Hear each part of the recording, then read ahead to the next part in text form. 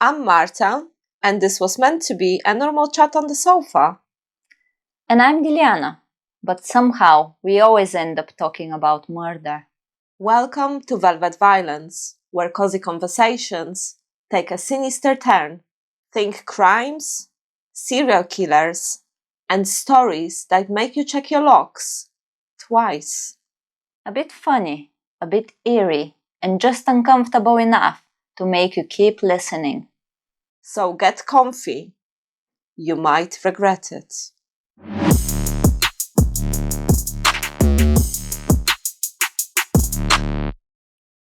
Hi guys, I just wanted to pop on here and tell you that we are not licensed investigators or lawyers.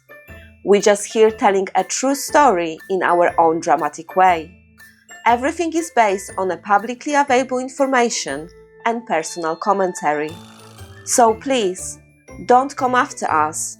We've watched enough true crime to know how that ends.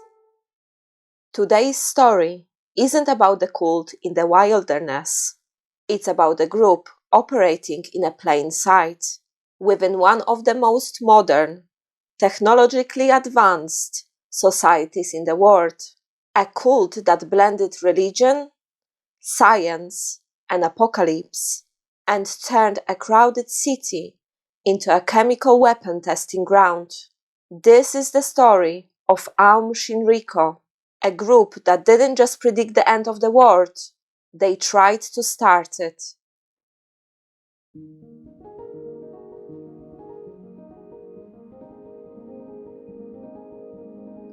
It begins with one man, Shoko Asahara. Born partially blind, he reinvented himself as a spiritual authority, claiming enlightenment after studying elements of Buddhism, Hinduism, and apocalyptic Christianity. But the late 1980s, he had built Aum Shinrikyo into something powerful and unusual. Unlike many cults, Aum didn't target the vulnerable ones. They recruited scientists, engineers, and doctors. Some of Japan's brightest minds, people from elite universities. Why? Because Asahara wasn't just building a religion, he was building a system.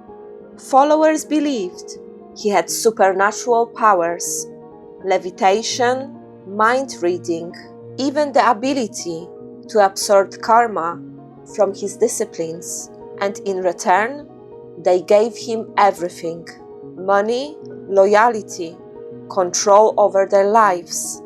At the center of our belief system was one idea: the world was ending. A final global conflict, often described as a nuclear apocalypse, was coming. Only Aum members would survive, but survival wasn't enough. They believed they had a role to play in this apocalypse. They weren't just witnesses, they were catalysts. Here's where the story takes a turn into something very disturbing. Aum began investing more into science and technology. They built laboratories, manufactured chemicals, attempted to acquire biological weapons. This wasn't theoretical anymore. They successfully produced a sarin gas, a highly toxic nerve agent, the kind used in a warfare. On March 20th in 1995, during rush hour, members released a sarin gas across multiple Tokyo subway lines.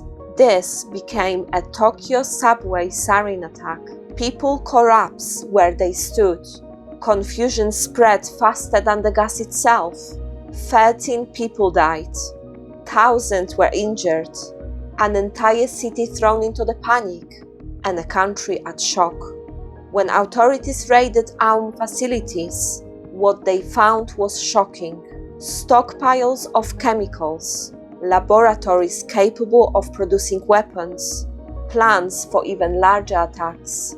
This wasn't a one-time act. It was a part of something bigger.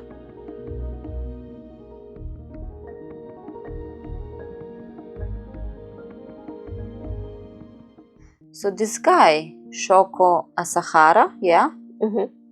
So you told me he was partially blind or something. So how someone who's like a partially blind kid goes to grow up to leading a cult, and like very serious cult? Like it sounds very, very big from what you told me. So he wasn't born as Shoko Asahara. His real name is Chizuo Matsumoto. He was born on the 2nd of March in 1955 in rural Japan into a large poor family. He had around 8 siblings. I can't confirm if it's 6 or 8, so I saw news that there is 6, so there is 8. I've chose that he had 8 siblings. Chizuo has later changed his name into Shoko Asahara, and that's what we will call him from now on. From birth, he suffered from severe vision problems. He was diagnosed with infantile glaucoma.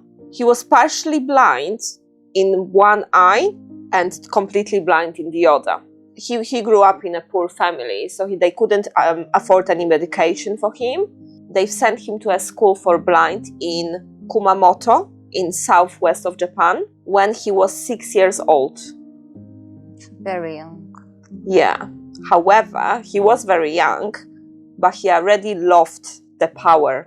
Because most of the people were blind, and Shoko has partial sight, he knew he could use it as an advantage. He took his colleagues to nearby restaurants only when they would pay for his meal. He was even known to be a bully, physically injuring his classmates or taking their money.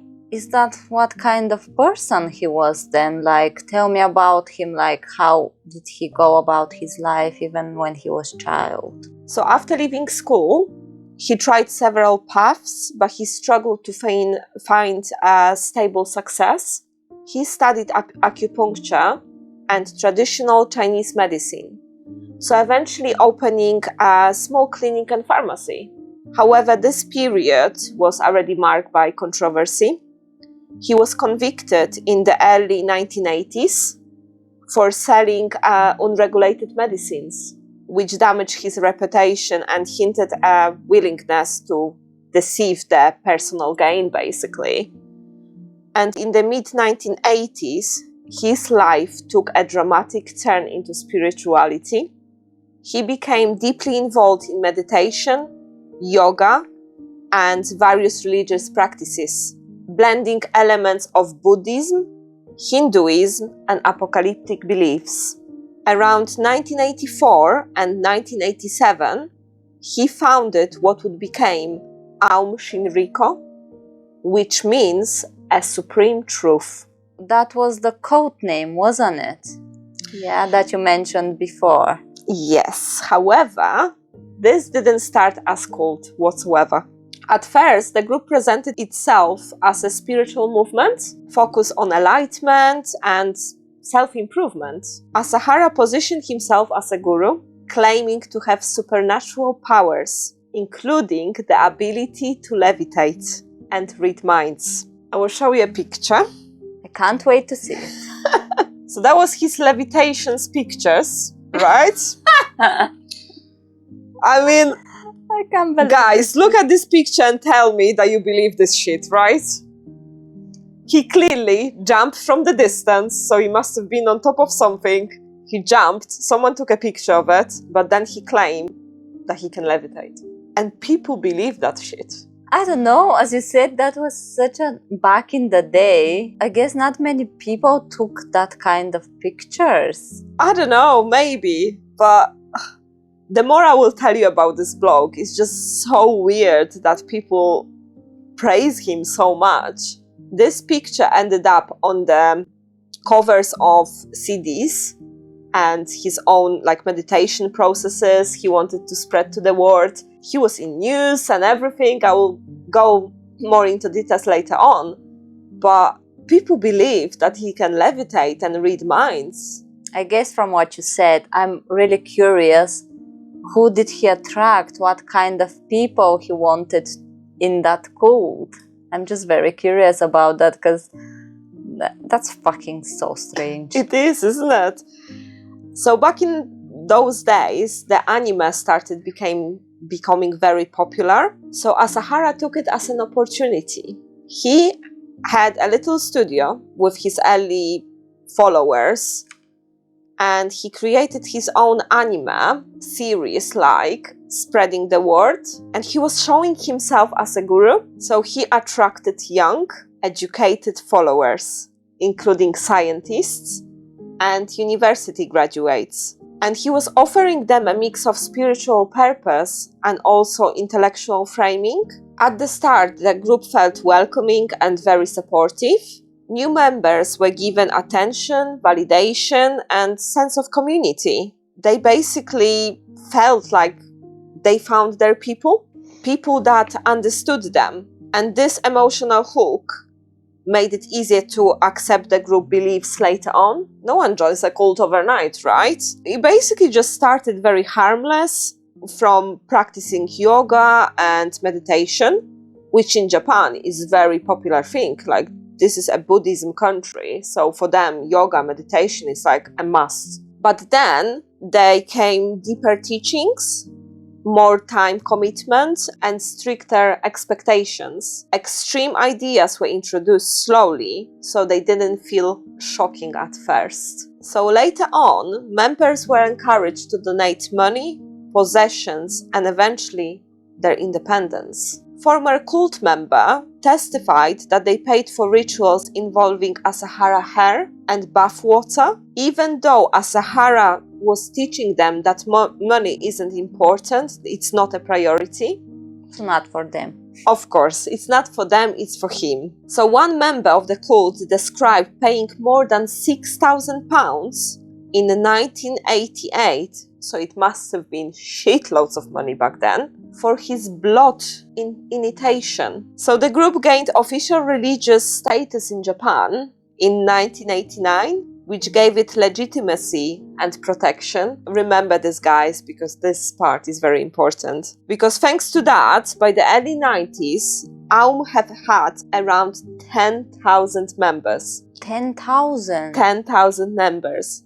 And their net worth reached around 500,000 yen, which is around £5 million. And that was back in 1989. Obviously, he had a huge control. He controlled those people in some way. So how?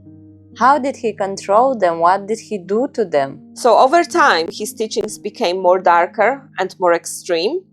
He began preaching apocalyptic visions, including a coming global catastrophe and a war, basically. He increasingly portrayed himself as a messiah figure who alone could save the humanity. And the shift gradually tightened his control over followers, encouraging isolation from the outside world and absolute loyalty. You've mentioned about the control. As the group grew, Asahara tightened his grip. Followers began living in communal compounds, cutting them completely off family members and society. He developed strict rules, strict routines, sleep deprivation, and intense training. He promoted the idea that he alone had the ultimate truth, and questioning him was discouraged or punished. This created a closed environment where his influence became absolute. But in the early 1990s, Asahara had transformed himself from a spiritual teacher into something very powerful. So he became this powerful cult leader who had a very, very devoted inner circle. So Asahara teachings became very, very extreme then. He was predicting a global apocalypse, often referencing war in between US and Japan. And then he framed Aum, the only group that would survive that war. Outsiders, including the government, were portrayed as enemies.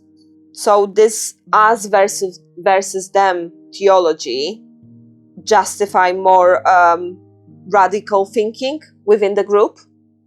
So he was just brainwashing them to the point that basically he said, You can't trust anyone, not even a government, not a police, not nurses, not doctors, nothing. Everyone is against them. But me, I'm the power. I'm in the power. I will protect you, because when US gonna start the war with Japan, we will be the only cult to survive. We'll be the only, cult. He didn't call it cult, but we will be the only people that would survive. So you mentioned that he was very strict at this point. So what did he do to those people? I guess there was punishments. Indeed, and it was psychological punishment and control. They had sleep deprivation, very strict routines. They were injected with drugs. They were getting under the water, and he told them to stay there for as long as possible. And as we know, guys, exhaustion reduced the critical thinking then. He knew what he was doing. He was punishing them to the point that they ended up doing whatever he wanted to. So at that stage, members would believe that leaving would mean spiritual failure and danger. He was doing this to keep them sane and keep them protective over the war. So it was just all done for a purpose. However, every violence that happened in the group was framed as necessary or for a higher purpose. Sure. So Asahara taught ideas like saving people through death in certain contexts. Once moral boundaries are redefined, people can be led to things that they never imagined. So at that stage, they still had contact with the outside world. They didn't leave that at that stage. So rumors started spreading that there is a massive abuse there. And the family members were getting very worried about those people. So they created the anti-Aum group, and they wanted to protect them. However, because this became a formal religion, government didn't really do anything about it. This is really pissing me off.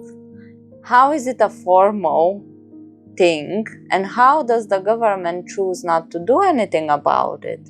They basically thought, because it's a religion, and every time when there is a religion, people are chatting shit about it. There will be always someone who doesn't believe of what they believe.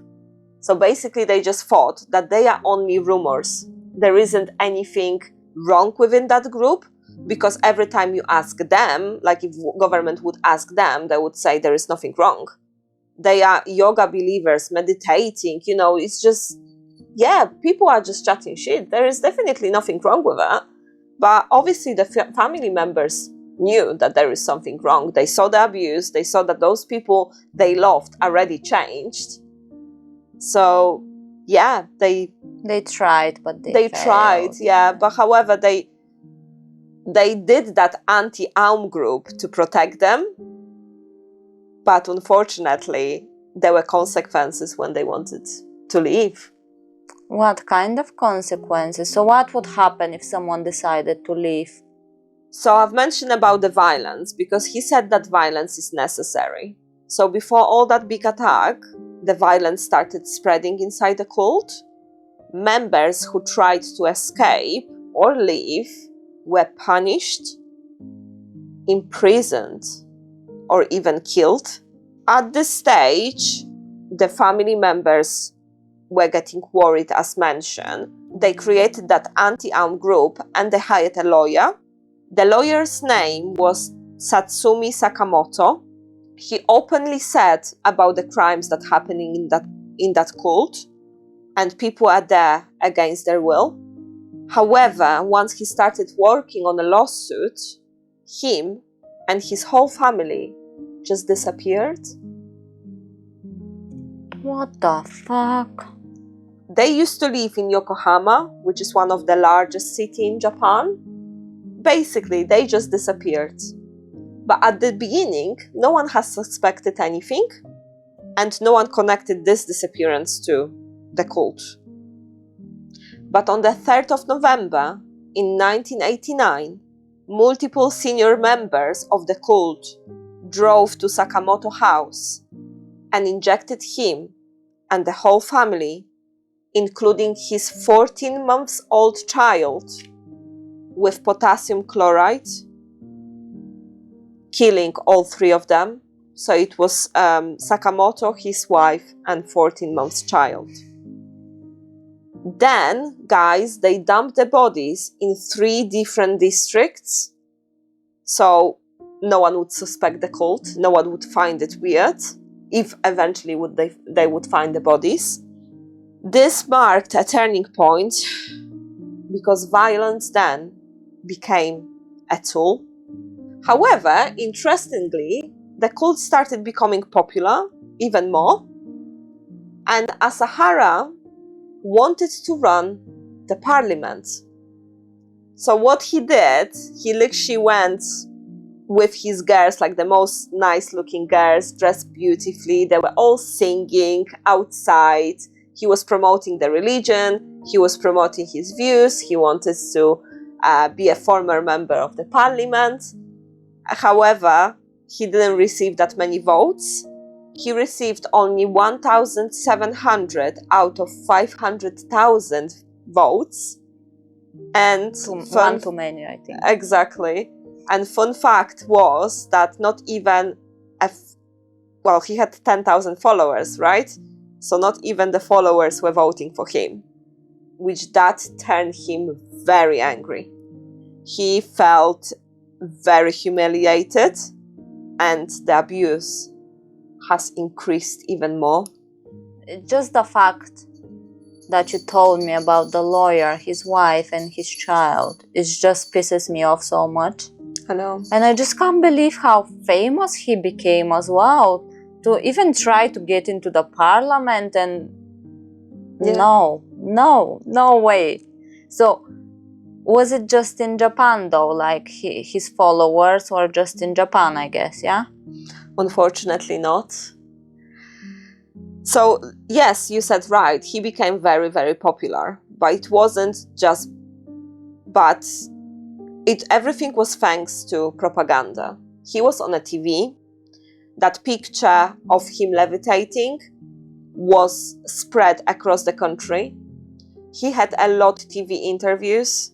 Like, people were basically treating him as a god. It was just crazy. The anime was so popular then, and these bright minds were basically believing what he was saying. You know, you're seeing this guy everywhere. He was plastered on newspapers, TV interviews, pretty much everywhere. It was a proper propaganda. But Asahara had a plan. For him, this wasn't enough. So in 1992, he wanted to gain even more followers. So he decided to travel to Moscow in Russia to open his branch there. This was just perfect plan, because over 20,000 members joined the cult, and he forged a great connection with Russian government. Like then the vice president of Russia, Alexander Rudskoy. He knew what he was doing. First, loads of money thanks to a massive spike of followers. But the most important thing was the country he opened his branch in. He got access to various military weapons, personnel, and even training. Allegedly, thanks to Russian government, he learned how to build AK-47s. Allegedly, he wanted to do like 2,000 of them. He wanted to build it with all his scientists. So at that stage, he had access to all the tanks, all the military equipment. He received a very professional training, and all his followers. And he was telling them that the Third World War is coming. So we're doing it for another purpose. We getting protected. Thanks to Russian government, we've got all that gear. So we're gonna be protected in the Third World War. So at this point, it's very huge. Yeah. I just can't believe this shit, man. That's like, it's like from some movie. It is, yeah. But look how clever, I probably would say, he was, knowing which country to target, which, country I need to go to make some connections, so I can have all that gear, plus obviously loads of money for gaining so many followers. And also those scientists, like, because you keep mentioning like the scientists, yeah. So what was the plan with them? What did he plan? Like, why did he need such smart people and like people that can make stuff, I guess? You're absolutely right, yeah. So Aum began preparing for what they believe was the coming apocalypse. They recruited scientists and engineers within the group.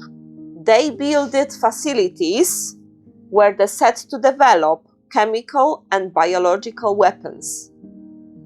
Literally, those facilities were like a proper factories with all that gear inside. Surely the government wouldn't agree with this. No, but the government didn't know. They don't know. No, they don't know, of course. No, they don't know. He had so much money. And guys, we're not talking about 10 or 20 followers. We're talking about 30,000 followers now. He had connection in Russia. He had all that gear. He had all those intelligent people. So one person made them believe that this fucking apocalypse and the Third World War is coming, that they had to build facilities to develop weapons, biological weapons, which is the most fucking scary part of this story. I just can't believe this shit. I just can't believe that government didn't get involved. Because people talk. Of course, and if when you have 30,000 followers, surely somebody slipped. Yeah, exactly. I just don't know at that stage, like, were they that brainwashed? I feel because of all those step-by-step strict routines he was giving them, they became so dependent on him, and he told them from the very, very early stages that you can't trust anyone. So I am truly believing that they actually never said a word, and especially when that lawyer was killed and his family, they were scared. They were actually scared to spread the word because they thought that's what's going to happen to them. And they truly believe they're preparing for the war. So they experimented with substances like sarin gas.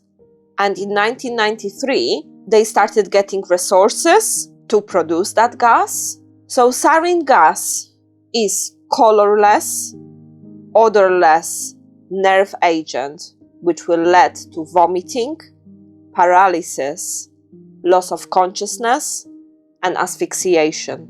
This shit, it just blows my mind. Like you said, money.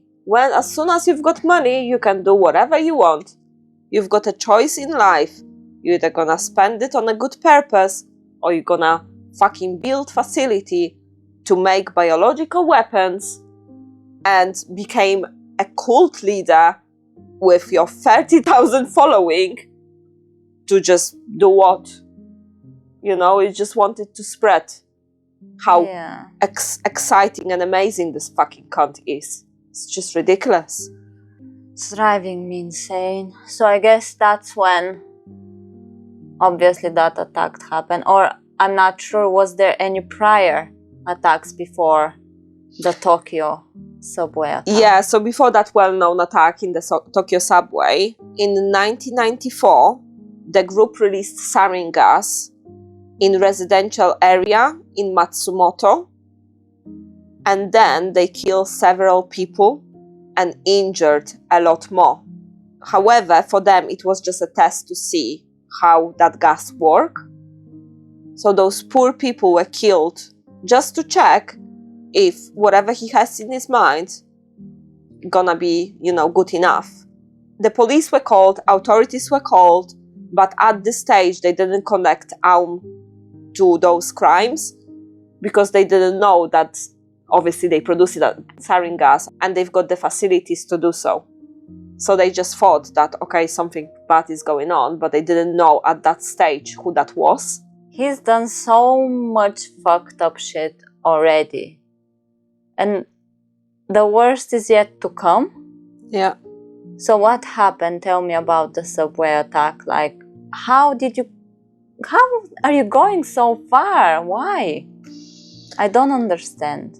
It's very bad, but it's very clever of what they did at that time, unfortunately, the way they planned it. So under orders of Shoko Asahara, senior cult members planned a coordinated attack on the Tokyo subway system. This goal was to cause a panic against others and a massive chaos. They specifically target a busy commuter lines during rush hour to maximize the impact. On the morning of March the 20th in 1995, 5 cult members boarded separate trains on major subway lines in Tokyo that were expected to converge at the central of Kasumigaseki station, where thousands of people were walking by, but also this station was a walking distance from Tokyo's Ministry of Foreign Affairs, Finance, Labor and Health, and Police and Agency. So they chose that one for a reason. Each person carried a liquid sarin nerve in plastic bags. They had also sharpened umbrellas, tips, to basically puncture those bags. At pre-planned moments, the attackers, a 40 years old Ikuro Yahashi, 41 years old Kimichi Hiroshi, 31 years old Masato Yokoyama, then Toro Ryota and Yasuro Harashi dropped the bags on the train floors. They punctured them with their umbrellas before quickly leaving the station. As the train continues moving, the sarin evaporated into the gas and spread through carriages. Like I said, a clever plan. Obviously, metros, subways are very fast as soon as they spread it. So they put those bags on the floor, they just stood next to them, punctured them, and just disappeared. So as soon as the subway started moving, the gas started spreading and they escaped like, nothing happened. I don't even want to ask that question, but what that gas did to people? So within minutes, commuters began experiencing symptoms. They had blurred vision, difficulty breathing, choking, nausea, convulsions, and collapse. So many people didn't understand what's going on, which is just added to the whole chaos. As mentioned, subway stations in Tokyo are just so busy. Like, Tokyo and Japan is my favorite place on earth. That's why I wanted to talk about this case, because I just can't believe how amazing people live there. They just so cute and very charming, very polite. And then I started learning about this case, and I just couldn't believe what has happened then. It is unbelievable, yeah. It's just crazy. So obviously those people at that point didn't know what's going on. They started choking, they started passing out. I can believe there was children there as well. Oh, and yeah. Anyone. Yeah, it was children, everyone. It was so busy also. But because the train was still running, the gas spread it across multiple stations. They didn't know what's going on. So contaminated passengers were exiting the train, spreading that gas on them to other people. So he knew what he was doing. Obviously, no one knew what the fuck is going on. He wanted to make chaos, and he was very successful at it. Station staff wanted to help them, so to evacuate that subway station, and they responded very quickly. They wanted to help those people, but they didn't know what's going on. So they didn't know it was a nerve agent. So they didn't protect themselves also. So they just started evacuating people and expose themselves to that nerve agent. Because I can believe the confusion. You don't know what the fuck is happening to those people. You just want to help them. Yeah. And obviously you will get close to them to help them. And that's the most fucked up thing. Yeah. I just can't believe how evil this guy is. And all those people, all those cult members, I'm sorry, but I understand. There's nothing to be sorry about. I understand they were brainwashed, but come on. Like, when there's innocent people and children and everyone involved, no, you're just as fucked up as he is. Of course. And at that point, as you can imagine, the hospitals were overwhelmed. No one knew what's going on. Eventually at the hospital, they realized there is a nerve agent, so the nurses, the doctors started protecting themselves. But because of that, guys, 13 people died.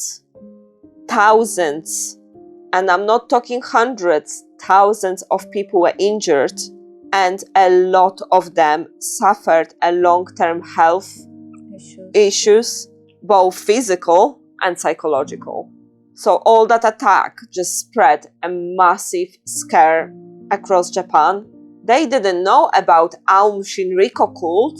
They literally thought that either government is against them, that there is some sort of war going on, like what the fuck is happening? It's a public place, someone spread a gas. The hospitals were fully packed. It's like a terrorist attack, isn't it? Yeah, exactly. So what happened after that? Obviously, I'm guessing the police started investigating and all that, so tell me about that. Yeah, so as mentioned, obviously this wasn't a first attack. They did the trial before, so they started suspecting that the Aum Shinrikyo might be, before that, because when the first attack happened in Matsumoto, they had their base there. So Aum Shinrikyo had the base there, so they started suspecting, shit, I think these are the people that are behind the attack in Tokyo subway. Fucking finally. So they started investigating. 2 days later, the authorities started a massive raid in Aum offices in Tokyo and its laboratories headquarters in Kamimushiki in Yamanashi Prefecture. In the process, seizing numerous canisters of toxic chemicals used to manufacture sarin. But what they found was also a massive amount of drugs that allegedly Asahara wanted to give to Yakuza, but Yakuza didn't agree. But that's just allegedly been said. So Yakuza is the mafia in Japan, the ones with a lot of tattoos, which is again another interesting story. But another sad thing, guys, is that they not only found the gas, they not only found the drugs, but they also found people in cells hidden in those facilities. And these were the people who were in anti-Aum group. So he was finding them and capturing them. Yeah. So the question at the beginning, you said how they didn't get the authorities to help them escape, etc. He had so many people believing in him, and also he had so much money that he could do whatever the fuck he wanted. All those poor people who created that group that started very good at the beginning, they wanted just to protect their family members, friends, and everyone, because they knew that this fucking dick is up to no good. But they put them in cages. They allegedly killed a lot of more people. But because it's not been said for definite, unfortunately, I will not name them. They raided those facilities. They found all this stuff. They were still doing, interrogations, etc. But they couldn't put 30,000 people to jail at that stage. So it didn't stop there, guys. What more could have done? Surely they arrested him. They arrested him, but not the other followers. On the 5th of May in 1995, few months after the Tokyo attack, the sodium cyanide was found in a public restroom in Shinjuku Station, but the device made of 2 plastic bags containing different chemicals was quickly found by the workers at Shinjuku Station. Thanks God. Yeah, it's crazy because I've been there, Shinjuku. That's where we stayed. I'm just putting myself in that stage, you know. I just can't believe it. It's scary that you never know when some fucked up guy gonna appear out of nowhere and do shit like that. Yeah, it's fucking terrifying. And you know, those are innocent people. They didn't even had a chance to fight for their life or anything. No, of course. In the Tokyo attack.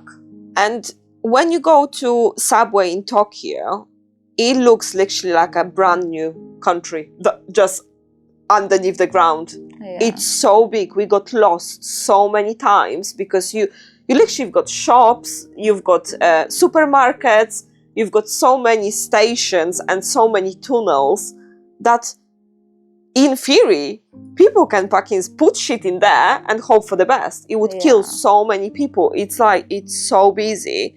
But the good thing, I mean, about Tokyo subways and, you know, subways in Japan in general, even though it's so big and so many people are walking past there every day, it's just, you know, you're on your left side when you're going towards the station, or when you're coming out, you're going on the right side. Everyone follows the rules, you know. It's just, again... Yeah, it's kind of easy, yeah. Oh, yeah, it is easy to navigate and walk around, but it's just so... I can't even put it into the words how big it is.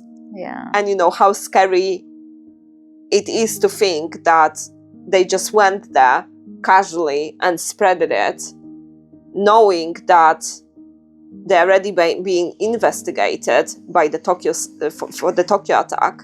Fucking unhinged, man. It's pissing me off. It's like those people, their cult leaders, been obviously arrested. Yeah. Surely, like, okay, you're brainwashed, but you need to realize, okay, there's something wrong now. Exactly. Because I guess they believed him that he was doing it for this and that. Yeah. But fuck me. I know. I think they just been so brainwashed because apparently Asahara has sent them to do even more attacks, but they never became successful. We're talking about shitloads more that unfortunately became unsuccessful. I just have one question in my mind now that I want to ask you. Maybe you don't know, but doesn't matter. So do you know if to this day there is still people that are behind him? Yep. There is.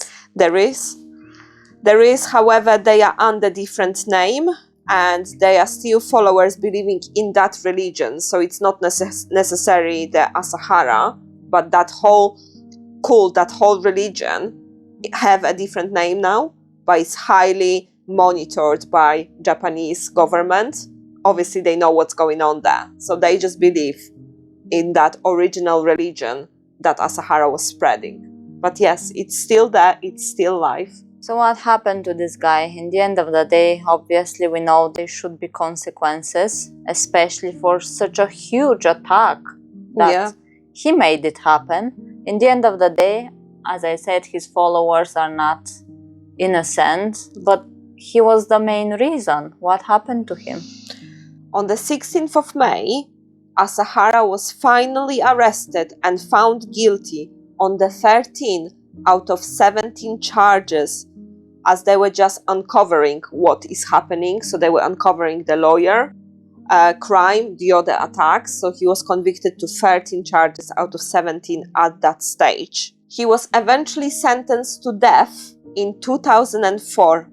And in 2018, which is not very further back, he was executed by hanging along with other followers, other cult members.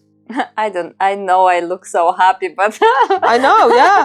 But I'm sorry, like, so not so often you hear about justice served well. And you know, executed by hanging, that's brutal. Yeah, and also he waited that long, so he knew it's gonna come. Yeah, I'm so glad at the ending. I'm just fuck this guy, man. I just can't believe it. It's pissing me off cases like this. Because you hear that kind of shit not so big, but all the time, like with the Epstein files and all that, it's just rich people can get away with so much shit. It just blows my mind. Yeah. And us, like normal people, we cannot do anything about it. No. The government doesn't do anything about it. Nobody does anything about it. No. And they're just getting away with such a horrible crimes. And it's just, I'm not surprised so many people are depressed these days, because it is depressing, the world that we live in. Unfortunately, yes. And it's obviously this is happened. When I find out about this case, first of all, because it happened in Japan, so I'm like, okay, I'm gonna research it, and I hope I didn't mispronounce the names. If I did, I do apologize. It's a very hard language. I try to learn it without success, unfortunately. But I just wanted to show that even in the most advanced country in the world, shit like that still happens. So Yeah. regardless where you are, you know, when you find people who are clearly cuckoo and have money, they can do whatever the fuck they want. I guess that's the scariest thing. Yeah, crazy people with money. It's a different representation of like how people understand, of the people understanding of religion. Because for some people, as I said, it's a very beautiful thing. And some people just turned it into a nightmare like this. Of course. Crazy. It is, but I hope you enjoyed it, guys. We are here every Sunday. Please do follow us, subscribe, and we will see you next time. Bye. Bye. Today's story isn't about a cult in the wilderness. I'm going to struggle with that word. Isn't about the cult in the wilderness. Today's story isn't about the cult in a wilderness. That they were expected to converge at the central